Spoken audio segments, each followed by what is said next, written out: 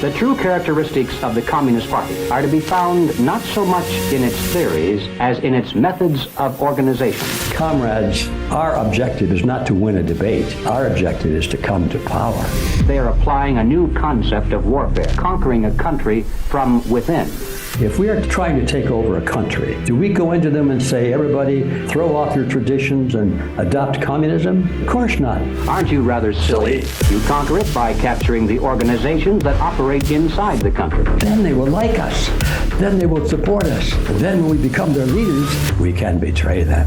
We don't have to win debates then, because if anyone disagrees with us, we shoot them. Fast forward 60 years ahead, why is this message relevant today? Now the storm clouds are overhead and the lightning bolts are shooting down around our bodies right now. It's here. I want to ask you about property rights, because whenever you hear of Marx, I always think about the abolition of property rights. If you don't have property, you are property. A lot of the kids coming out of school, they say property is bad. They have no idea what they've stepped into. Do we have a chance?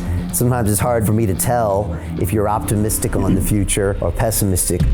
I always think of that great documentary on the life of George Orwell. We see Orwell on his deathbed, and there's a lady there, and she says, well, Mr. Orwell, your book, 1984, presents a very grim picture for the future of mankind. How can we avoid this? Well, there's only one way. And then he looks right at the camera, and he says, don't let it happen. It depends on you.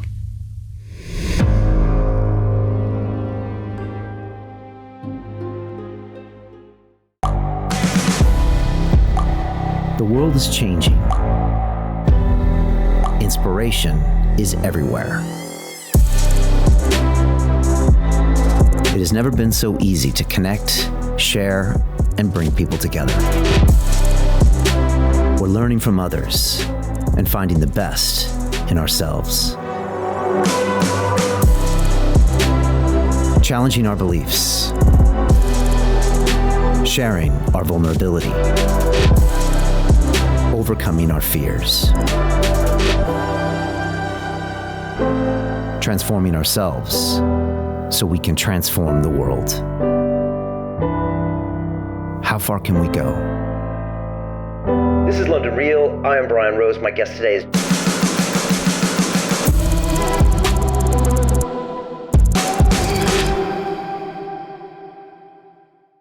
This is London Real. I am Brian Rose. My guest today is G.Edward Griffin, the author, filmmaker, and researcher. You are the founder of Freedom Force International and the creator of the Red Pill University, with the mission to popularize a global coalition for the victory of individualism over collectivism and liberty over tyranny. You've written a number of best-selling books, including The Creature from Jekyll Island, which looks at the secret formation of the Federal Reserve and inspired a number of leading thinkers, including our friend Robert Kiyosaki. You were a central figure in the recently released documentary film Plandemic 3, The Great Awakening, where you discussed how communism is taking over America in a war to control the minds of the people. Ultimately, you believe that we must act now to stop the central bankers from destroying our freedoms and ushering in a new monetary system that will leave the vast majority of us with nothing. Ed, welcome to London Real. Well, thank you for that great and succinct introduction. It's a pleasure to be here. It's a pleasure to have you, and I think I'll start with the way a lot of people here probably know who you are, and that was this incredible presence you had in Mickey Willis's recent film, The Great Awakening, which is also known as Plandemic 3. We've actually had Mickey on the show, and Dr. Martin and Dell. We actually had all of them back on the show 3 years ago, and we helped live stream the first Plandemic, the second Plandemic, and we also live streamed the one you were in. And so I think a lot of our viewers will be very familiar with your major presence in that film. And you know, it was very powerful, Ed, you know, to see you in these kind of, I think they were colorized versions of black and white film that I believe you made happen a very long time ago. And then to have you come to life in the end of the film and go even deeper, it was really powerful. I would say everybody go watch this film. They can watch it on our Freedom platform at freedomplatform.tv. It's available elsewhere. But can you tell me a little bit about the film, some of the things you were talking about, and just what people can expect if they haven't yet seen it? Well, you're talking about the recent film, but not the old ones. Yeah, well, maybe both, because a lot of those old ones yeah. are featured, you know. Yeah, I think to understand the current one, you have to understand those old ones, because that's really my origin. That's my roots. I caught fire. I discovered what the world was really like about 1960. Just a young guy, and I was in the corporate world. I had gone to school. I thought I was going to be into communications and acting and all that sort of thing. I went to school to have fun, you know, like a lot of people do. And I did have a lot of fun. I didn't learn too much, thank God, looking back in retrospect, because even at that time at the universities, they were teaching some pretty garbagey stuff, and I wasn't paying any attention. But anyway, I was having fun. I thought I'd be going to radio and television, and I did work in a television station, and I had my own radio shows and all that as a young guy. So I came out to Hollywood thinking that was going to be my life, and I discovered then that, well, there were a lot of young people there with talents much greater than mine, and they were washing cars and bussing dishes and waiting for that big moment, you know. By this time I was married. I had one child and half of one on the way. And I thought, I was running out of money. I said, this is not working. I think I better get a real job. So I went into the corporate world, and that's where we pick up the story. And I was climbing the corporate ladder. Then I came across some pamphlets and some literature that was sort of thrust at me. Didn't have much interest in it. But the first one I remember was a little blue booklet about the United Nations, revealing the secret truth about the United Nations. And of course, I was offended deeply, because I knew that the United Nations was our last best hope for peace. I knew that because I had learned that in school. Well, this pamphlet was saying that that was not true. So I got incensed, and I went to the library and did some original research, which surprised me. But I was curious about that. And I soon discovered from the books I read, mostly from pro-UN sources, that this pamphlet was right. There was a lot of chicanery going on there, a lot of deception, and it just jolted me. I discovered I had a crusader gene, and all of a sudden I was thinking about something other than myself. I was thinking about more than just, well, how much money am I going to make? How am I looking? What kind of a house am I living in? A nice enough car? All those materialistic things.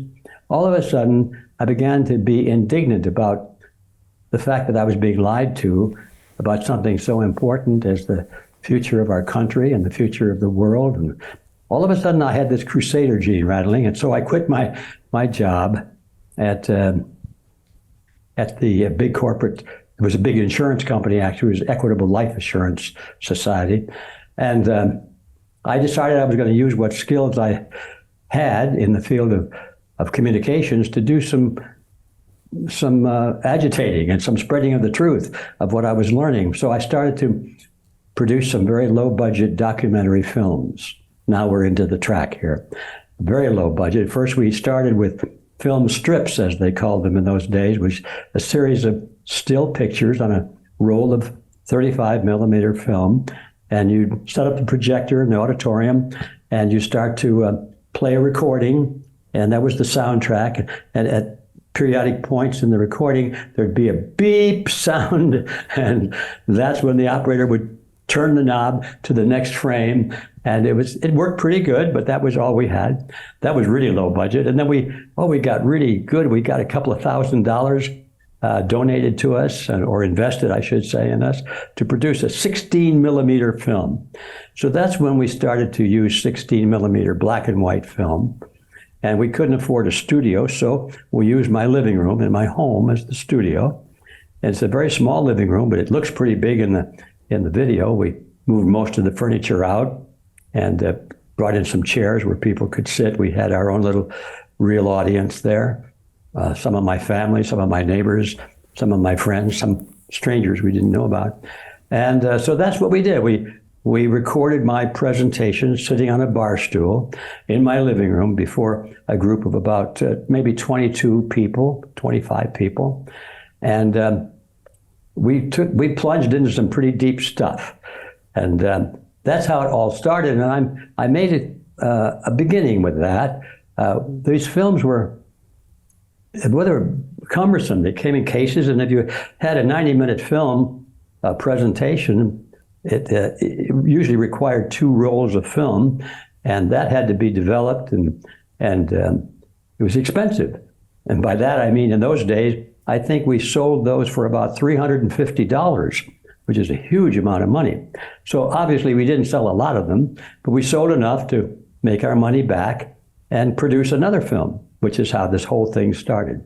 So I talked about, in those days, I talked about the grand design, which was the communist revolution. Well, the grand design, really, I got that backwards, was about our foreign policy.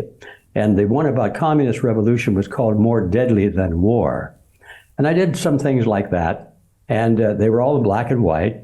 And naturally, most people were not interested in what I was saying.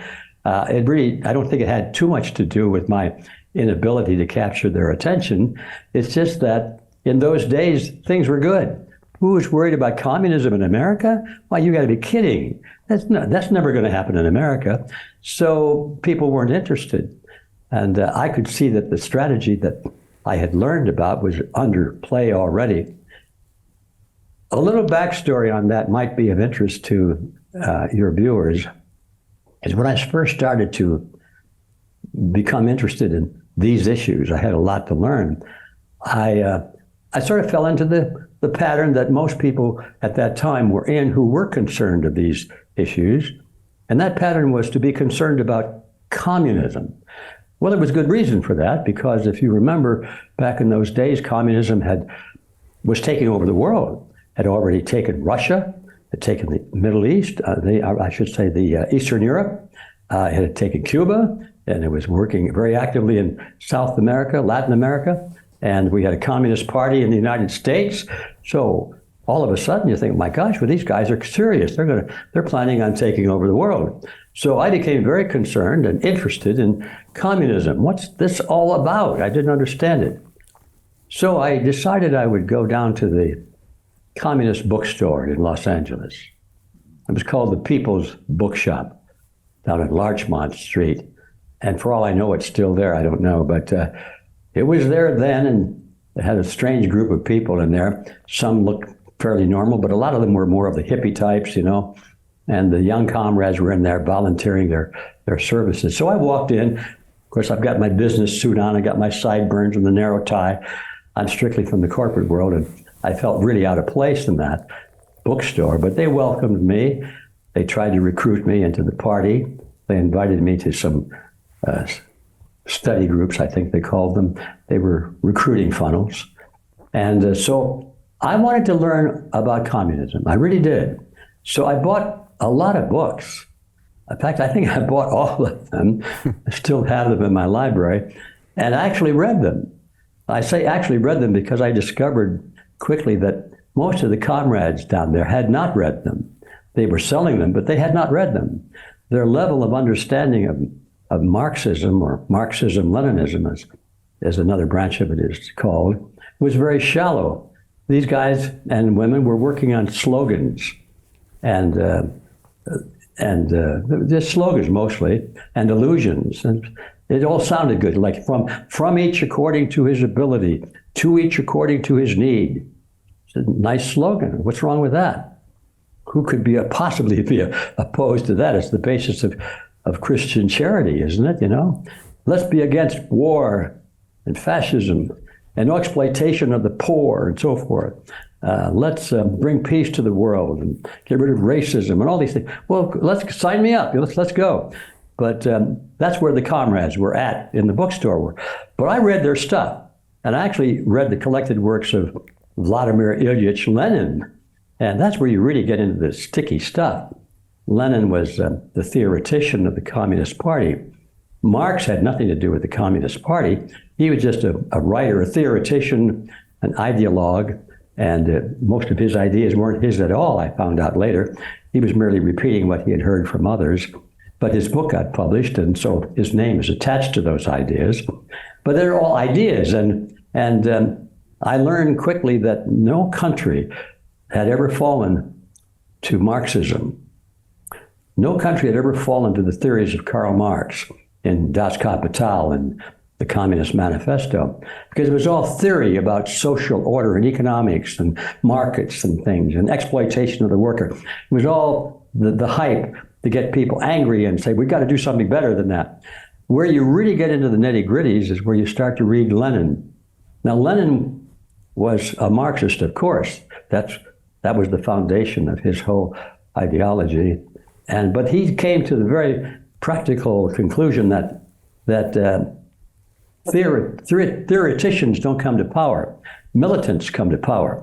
People with guns and bayonets come to power, but not people who write books. And he said, comrades, our objective is not to win a debate. Our objective is to come to power. And so he formed the Communist Party and developed strategies and tactics not to win debates or to win the hearts and the minds of the people, but to come to power. And that's where you really learn about what we're up against. Because his theme, although he was a prolific writer and wrote many, many, many essays, there was a theme that ran through almost all of them. And it went something like this. He would say, comrades, if we are trying to take over a country, and the country has a strong tradition of the culture that's different from ours, and they're strongly nationalistic, and they like their traditions, do we go into them and say, everybody, let's become internationalists and throw off your traditions and adopt communism? And he said, of course not. Don't be silly. Why, they would never do that. So what we must do is go in and say, we love these traditions. We are nationalists. We hate communists. We are anti-communists. We want to fight against communism. He said, then they will like us. Then they will support us. Then they will follow us. They will make us their leaders. And then when we become their leaders, we can betray them. And then he said, we don't have to win debates then, because if anyone disagrees with us, we shoot them. Now that in a nutshell is Lenin. And if people don't understand that, they don't understand what they're up against, because that's what the world really is being driven by. It's not communism or Marxism or socialism. It's being driven by Leninism, which is coming to power by any means whatsoever. So that's what I did. Brian, I got into all of that stuff. And you asked me, how did that happen? And just sort of one step after the other, just exploring and learning. And each step I took, and at every level of enlightenment that I was able to achieve, I became more enraged, more alarmed, more determined to get the word out about it. And it's just the pattern of my life ever since then. It's been pretty much the same, except for the fact that in those days, I had no idea how deep and how huge this topic was. Each time I learned something, I think, well, now I got it. And then I discover a month later, well, no, that was just the beginning. There's something else to learn. And that process is still going on. Wow. And well, go ahead. I think that's enough. That probably answers your question. No, that was fantastic. So first of all, I have a soft spot for independent media because 12 years ago I started this program. And at the time I had YouTube, which I've struggled with for censorship recently, but we'll talk about that later. But the fact that you were able to create your own media, back in the 60s, by any means necessary with these various tools and using your living room and, barely scraping by to get the money to do it. I mean, I find that really inspiring. And obviously a lot of that was used in the Great Awakening. Fast forward 60 years ahead, why is this message relevant today? Because it clearly is, because it was a big part of that film. Why do people need to know about this today, especially in America? Well, I think that's almost self-evident that what I was talking about back in the 60s was more in terms of, hey, everybody, if we don't stop this process, something really bad is going to happen in the future. Look over there. Don't you see those storm clouds on the horizon over there? They could come here. So that was then, and that's why most people weren't interested, because now those storm clouds are little ones and they're way away. They're not going to come over here. So now, why is it relevant today is because now the storm clouds are overhead and the lightning bolts are shooting down around our bodies right now. It's here. So nobody can be so complacent anymore. And I seldom hear people say, well, that could never happen here in America, because it is happening. And it's pretty clear that we're coming to the final stages. the window of opportunity to avoid the total collapse and calamity of society and civilization, literally, is closing. The time span is narrowing. We have to act now. So even the most willfully blind person to these things has to admit that it's happening, and it's going to affect their lives very negatively if they don't do something about it.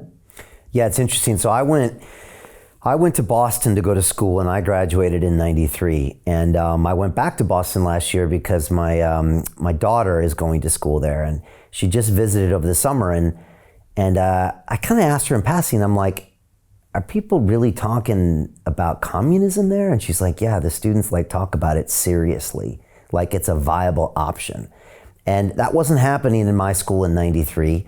I remember seeing the Che Guevara shirts, and stuff was coming out, but it was interesting for me to hear what's actually being talked about on university campuses, let alone what you're seeing the population talk about, let alone if you start taking it down the road of, the Federal Reserve and, CBDCs and UBI and all these other things that are coming. What are the things that you're seeing that shows that there are a part of the population that is really trying to go into socialism, which maybe then goes to communism?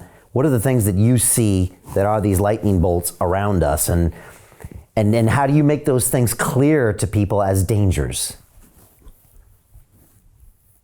That's a tough one to answer because it's a tough one to know where to start. There's so many things. I think all of the items that are of concern to me are destructive in nature. And by that I mean they're destructive of those pillars of tranquility and prosperity and liberty that we've enjoyed. I've enjoyed it most of my life. I mean, I've always been free to travel wherever I wanted to. I've always been free to express an opinion, even if it was unpopular. I've always been free, to say what I want, no matter, as long as I don't lie and injure their reputation or cost them their jobs or something like that. I can say, I don't like you. I think you're a so-and-so. I don't like your attitude. You're always too negative. You're always looking for faults. I could say that. Today, I can't do that. Somebody will say, well, you hurt my feelings, and I can go to prison. So that kind of thing, it wakes you up when you're used to having this thing called liberty and living in a system of freedom, and you see all these liberties and freedoms being taken away one by one, and with the approval of everyone. Everybody says, well, yeah, we don't like that, but it's necessary, for the greater good. It's necessary for society. If we don't do all these things we don't like to do, why, it's really good, then it's really going to be bad. So in order for us to be good citizens and to do what we should do as good boys and girls, we have to go along with these tyrannical directives. That's what scares me the most, is the fact that people have conditioned themselves to think that they have to comply with this growth of tyranny because it's for the greater good of the greater number. And of course, that is one of the dictums of collectivism, is that any atrocity, any assault against our liberty, anything that's unreasonable or horrible can be justified as long as you can say that it was for the greater good. We can have false attacks on Pearl Harbor, which we did, and then we explained it to the people. Well, that was an act of statesmanship that President Roosevelt did to get us into the war, because if we had waited any longer, then the casualties of war would have been greater.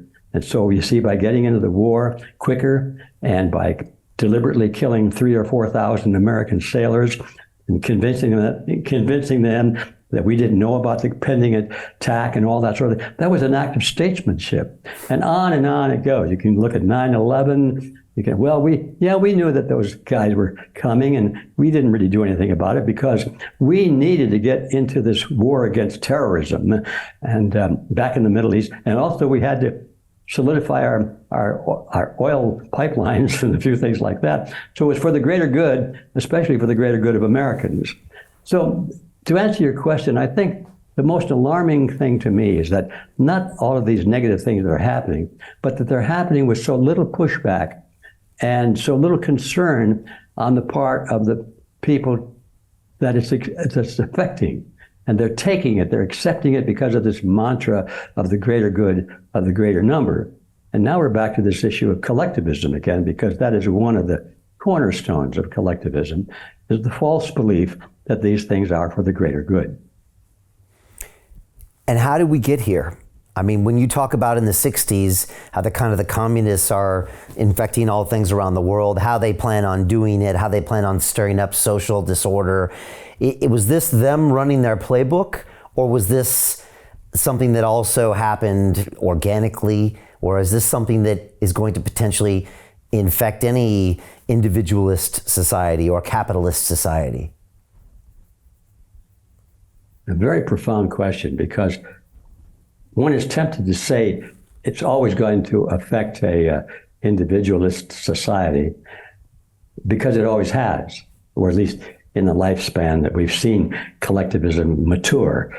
It's a relatively new phenomenon, actually, in history. But so we say it always has, so therefore it always will. But the fact of the matter is, I don't think it always has to. It's only because the victims are not aware of the strategies and tactics being used against them. I don't know how to play tennis, but I understand that if your opponent has a good, strong serve, and he can hit the ball in a certain way that it spins and bounces and goes sideways, then you better learn how to counter that serve and anticipate it, or you're going to lose the game every time. So it's in that kind of a fashion. We know now what these people do. We know what their serves are. We know what their tricks are, their strategies. And we better study them hard so that we don't fall for them or be fooled by them again and again and again. So I think the answer to that question is that it's not inevitable. It's inevitable only so long as we don't take an interest in what's going on and decide to fight back, which seems to be the pattern. Now, the next question is, well, why is that? And I think the answer was in the word you used, that you said the communists were infecting society. It's a good word, because it is something that's not natural, and it does infect and get into the healthy tissue, and it can weaken the tissue and possibly even kill it if you don't get rid of it. So one of the favorite tactics of communism, or I should say of Leninism, because that's what Lenin taught, is to infect society, not to attack it from the outside with guns and bayonets, but to infect it from the inside by infiltrating into the power centers of society and leading people through rational arguments, or supposedly rational arguments, on behalf of collectivism, such as from each according to his ability, to each according to his need. These are attacks on the mind, not against the body. So Lenin made that very clear. He said, we have to go into all of the power centers of society. We have to go into the political parties, the church organizations, the Boy Scouts, the Girl Scouts, any organization where people gather together and have leaders and follow their leaders. We have to make sure that we are or can influence the leaders of those organizations. That gives us that multiplying power of a few being able to lead the many, because they'll never have enough leaders if you have to lead one-on-one. They prefer to lead one on 100 or one on 1,000 or one on 100,000. That's the way they work. And there's nothing wrong with that, actually, because that's how society works. But the enemies of freedom have studied that phenomenon very carefully, and they've mastered it, and they teach courses on it. It's like taking a course in advertising. There are certain tricks you use. You could trick people's minds and get them to want to buy that hamburger, even though they're vegetarians. Now all of a sudden they got to buy that hamburger because you've shown them the picture, and you've got some pretty girl smiling as she's eating the hamburger, and you want to be there, or whatever it is. They play on the mind. And so that's how the communists and others, not just the communists, but others, are able to what's the word I'm looking for, amplify their effect, not one-on-one, but one against 10 or one against 1,000, by controlling the power centers and the groups to which people belong. There's one other aspect that comes to mind. I think I'd like to jump the track to it before I forget it, because I think it's very important, Brian. Back in that day, we were properly concerned about communism. But I wasn't yet aware of this thing called collectivism. To me, it was we had America, we had Russia, we had China, we had different countries, and we had freedom, we had tyranny, and we had communism, we had Americanism, and that was it. Labels were good enough. I didn't realize until when I got into the study of communism, and I had immersed myself in all the socialist and Leninist literature, and then branched out and decided to look at Adolf Hitler's stuff. I read Mein Kampf, and then I started to read Mussolini's stuff, and all of the literature that came from the most prominent tyrants of the time. And I discovered that although they appeared on the surface to be opponents to each other, such as the Nazis fighting to the death against the communists in World War II, to the death. I mean, millions of people lost their lives in the fight between communism and fascism, Nazism. So we get the impression that those are opposites, all right? But they're not opposites, I discovered. Everything they believe, everything that Hitler wrote was in the Communist Manifesto, all of it. In fact, Hitler formed the National Socialist Party. That's what Nazi stands for, National Socialist Party. Hitler was a socialist, not a Nazi. He was a socialist, and he was proud of it. But he fought against the other socialists in Russia. Why? Because they disagreed on principle? No. Why did they fight? Over territory. Right. Power. Power. Who was going to be the top dog? That's all they were fighting for. And once I got that picture, all of a sudden, everything changed. Then I began to look more objectively around me, and I discovered pretty late in the game, unfortunately, that while we were fighting communism and concerned about that, we were accidentally or unknowingly creating the same thing in America. In the name of fighting communism, we were creating something just the same under the general concept of, well, if you're going to fight a dictatorship, you have to be a dictatorship, because dictators can move quickly without having to worry about constitutions. So if we want to be victorious against the dictator, we have to be a dictator too, so we can move as quickly. It was that kind of thinking. I thought, oh my gosh, and I was part of that. I thought that since communism was on the left, and Nazism or fascism was on the right, if you wanted to be against communism, you had to be on the right, because communism was on the left. And if you're on the right, well, that makes you a Nazi or a fascist, right? Wow, wait a minute. Is there no other choice? They didn't want us to have any other choice. Right. So no matter which side we were on, we were just on two wings on the same ugly bird called collectivism. It's all the same. And so once I got that idea, I could see that collectivism, or another name for communism, was being built in America in the name of fighting communism. And that changed my life. And that's become my driving motive ever since, is to get this one fact clearly understood by the populations of the world, because if they don't understand it, they're going to be stuck between choosing one or the other, thinking they have chosen opposites, but instead they've chosen exactly the same thing. If they think that Democrats and Republicans are against each other, just take a look at their voting history over the past 100 years. No matter who's in office, nothing really changes. And once you get that picture, your whole worldview changes. It's so powerful what you just said. The illusion of choice surrounds us all the time. And I always love a restaurant analogy. If you go to a dinner here in London, the waiter come up and say, would you like still or sparkling water? And you look at him and you make a choice, and then you realize, I just bought something that I didn't want, right? Would you like red or white wine? It's like, well, actually, I'm not gonna drink, thank you very much. And so, and I just had a flashback after 9/11, they put all of the sweeping surveillance through with the CIA in the name of collectivism, right? So we gave up all of our individual rights to fight terrorism, or to fight this, and then again we've now just become just like them, like you said, just exactly. So how can we fight terrorism?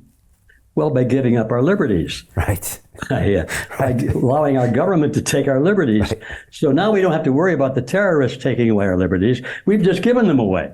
Exactly. To our own government. And since it's our own government, well, that's different, you see. Right. But that's how it works. And supposedly the terrorists are attacking us because of our liberties, right? They don't like our liberties, or they don't like... Oh, they don't care about our liberties. Yeah, you're right. In fact, they love our liberties. They want to have those liberties, but they don't want us to have them. Right. It's a power grab. That's really powerful, what you just said. And I think a lot of people are resonating with it. You know, Ed, I always part of my brain used to always think, yeah, what is the difference? What is a fascist? I was thinking, like, what is a fascist versus a communist? And I could never really figure it out. And like you said, National Socialist Party for Hitler, all of this stuff is really clicking. I want to ask you about property rights, because whenever you hear of Marx, I always think about the abolition of property rights. When I think about freedom, I always associate with property rights, being able to own something. And I've gone deep on freedom of speech in the last few years, and also with a lot of the digital assets like Bitcoin, et cetera, people that can actually own something that a lot of times means that you can keep your freedoms. And if you can defend that property, sometimes with the right to bear arms, you can also keep those freedoms. How important is property ownership when it comes to this individualism versus collectivism argument? Well, it's very, very important. And and as a matter of fact, it's one of the most difficult things I've had over the years to get my brain around, or to the point where I could explain it adequately to somebody. It's one of those things that you say, oh, I get it, I understand it now, and then it's gone. Oh, wait, where was I again? And go back and correct. And the reason it's so subtle is because it's not clear as to what ownership means. And until that word is sort of cleared up, then it's hard to come up with an answer to this question. So let's start with that. What is ownership? It's very simple. It has different definitions in different dictionaries, but they all boil down to one thing. Ownership is the legal right to have access and control to something tangible. They call that property. The legal right. Now, what does that mean, the legal right? Well, that means, if you want to strip it down to its fundamental, the right that is approved by the culture within which you live. And it's not all the same around the world. So we may say that our concept of property is better than somebody else's. And here in America, and most of North America, the idea of private ownership of property is well accepted as part of our culture. And it's one of the reasons I believe that we've always had in the past a high level of liberty, is because part of the property we need to be free is to be self-sustaining, to provide our own food, to take care of ourselves, and not be dependent on the state. Because if we ever get to the point where we have to depend on the state for our food and shelter and health care and everything, well, then we have to be subservient to the state. He who pays the piper calls the tune. And that, in essence, is the whole answer to this question about property. If you don't have property, especially property over the things you need to survive, like your food, your land, you can grow food. You have property over your money, and so you can buy things. You have a house to live in or a place to live. If you don't have any of those things, then if you don't have property, you are property. That's the bottom line. Somebody owns those things, or in the context of controlling them, somebody owns them. They may not have a piece of paper that has their name on it and an address and say, I own that. But if you're a bureaucrat or a political leader or corporate leader, and you can have access to the corporation airplane or limousine, or live in the villa that's provided for you, you don't have to have your name on a piece of paper to own it. You do own it because you have the right to access it exclusively if you wish. So with that understanding, we come back to the issue of, well then, is all property the same? And this is where I had the biggest problem, and it's only recently that I was able to break through on that. And that is that, no, not all property is the same. Now, we have a right. I'll have to digress for a minute. One of the things I think we need to take a look at is, what is the proper function of the state? And that becomes important because the question really is, what are those things that we agree that the state should be able to use coercion against us? Coercion, including lethal coercion. What are the things that the policeman who we hire and give a gun to, what are the things we want him to use that gun for? That's a pretty serious decision, because that means they can use it on us too. So we have to give some thought to that, and nobody ever gives any thought to that. They figure, well, we hired him, so therefore that'll all turn out fine. No, it doesn't turn out fine at all. So in my view, the proper function of the state, or the proper function of lethal force, if necessary, is limited to only those things that an individual himself could use lethal force for. Because we assume in our part of the world that the proper function of the state is derived from the consent of the citizens. And that's, we'd like to believe that. And it should be that way, I believe. And if that's true, well, then that means that the state can only do those things which the citizens themselves can do. Because if the state gets its power from the citizens, and the citizens don't have the power to do something, they can't delegate that to the state. So that means that the state is limited to the use of lethal force, to the same things and only the same things that an individual can use lethal force for. Now we come closer to your question, which is, well, what are they? Well, that's in defense of life and liberty. I don't think very many people would say it was unethical or immoral to use lethal force or physical force against another human being in the defense of their own life or their own freedom. They don't want to be slaves, they don't want to be killed. And so most people would say, well, they had it coming, they were trying to kill this poor bugger and he fought back.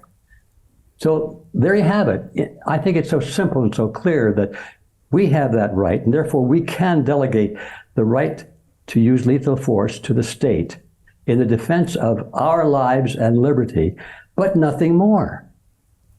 It's a big door that should be closed right there. We have no other justification for the use of violence ourselves, so therefore our lawful state should be limited to those things also. So now, where does that lead us? In terms of property? Now, why is property important? It's because not all property is important, but certain certain types of property, we have a right to use force on others to protect and defend. And what's the difference between the two? If we don't get that difference, it's mushy, because it's obvious that if somebody's trying to take away your liberty or your property or your house, or if you're in a primitive society and you finally dug a little dugout and made a little hut and you're living in there, and somebody comes along and tries to take you out of the hut and they want your hut and you fight back, it's justified. Why? Because you need that hut to protect your life. You need to be protected against the shelter, and you might need the tools that are in there, so that a hoe or a rake or something so you can plant food. You need those certain things to survive for your life and your liberty. Now, you don't need a pencil for that, so I can see its justification. You can fight to defend your home and your life, but you can't use violence to punish somebody because they stole your pencil, for example. That's way off the chart. So now we have to come to this decision of there are two kinds of property. One I would call intrinsic, which means necessary for the protection of life and liberty. And then the other is convenience property. Now, that's why we have courts, of course, to decide which is which and where the dividing line is. There's got to be a gray area, of course, in the middle. But the principle, nevertheless, is clear. When we say that property rights are a human right, we're not necessarily talking about the little things. We're talking about the essential things for your defense of your own life and your own liberty. So that's why property is important, because if you don't have property, you cannot defend yourself and your liberty. And that's it.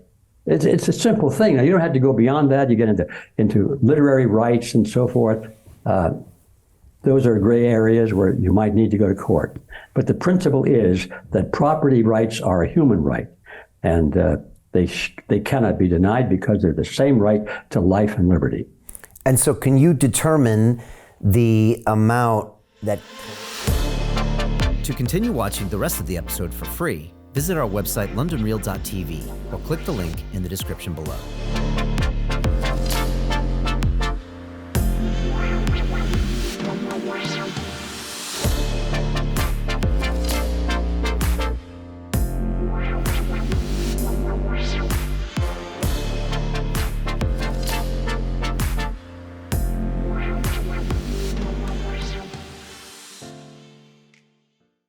So Jim Rickards has just recorded a video that's not available to anyone in the public, and he's going to be talking about how this upcoming recession is going to be fast, it's going to be bloody, it's going to be nasty. But at the same time, he's going to show you how you can position yourself to profit from all of this chaos. Now, we've made this video only available to our viewers. Go to londonreal.tv/Jim. Watch that immediately. I can't say enough good things about Jim Rickards. He understands the global economic system better than any guest I've ever had on London Real. His predictions are almost uncannily true, and you can learn how to profit from his vision, from his expertise, and his understanding of economics. So go to londonreal.tv/Jim or click the link below. It's an excellent, excellent look on what's going to happen in the future and how you can position yourself to profit from that. Jim is one of the best in the business, one of my favorite guests on London Real, and he's very, very good at predicting the future and showing us all to profit from it. So click the link, and I hope you enjoy. Hey, it's Brian Rose, founder of the DeFi Academy. I've told you my 4-week crypto bootcamp is amazing, but don't take my word for it. This is what my students are saying. The DeFi Academy was an amazing experience for me. It took me totally out of my comfort zone. In this course, I was challenged, I was held accountable, and pushed to do things that honestly weren't always easy. It's been phenomenal, and I can't believe we're already up on our 4 weeks. It has flown by. Going through this DeFi accelerator by far was one of the best courses I've taken. You do this course, you really get into the nitty-gritty of the activities that will make you comfortable with decentralized finance. Thank you so much to Brian and everyone at London Real and the DeFi Academy for even putting together an amazing course like this. Anybody else that wants to do it, please sign up. It is well worth the money.